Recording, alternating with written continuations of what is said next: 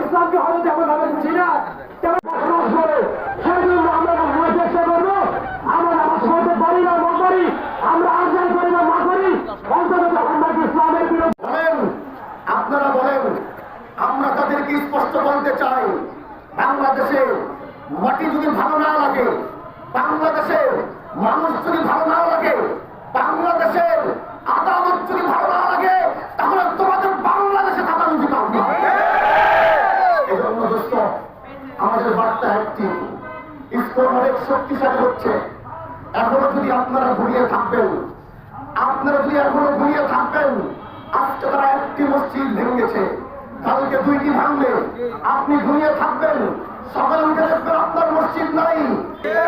বাংলাদেশ হচ্ছে এদেশের আলেম, এদেশের ছাত্র জনতা, যুব সমাজ সবাই ঐক্যবদ্ধ হয়ে ইসলামের বিরুদ্ধে লড়তে হবে। সেই লড়া আমাদের জীবন গেলে জীবন দিতে প্রস্তুত।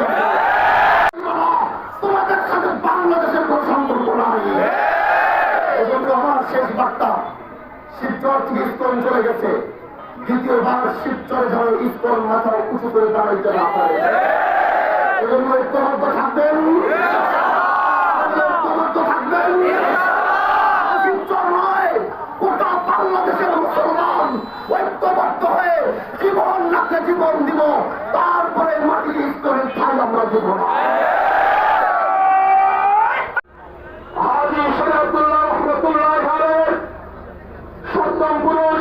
অশেষ শুকরিয়া। আল্লাহ রাব্বুল আলামিন এই পবিত্র জুমার দিনে আমাদের ছাত্র আন্দোলনের নেতৃবৃন্দ এবং আজকে তৌহিদি জনতা, এই ইসকন সংগঠনকে তিনি আদরে ছেলের মতো খুলে রেখা লালন করেছেন, ঠিক কিনা বলেন? প্রিয় উপস্থিতি, যদি এখনো ইতিপূর্বে আমরা দেখেছি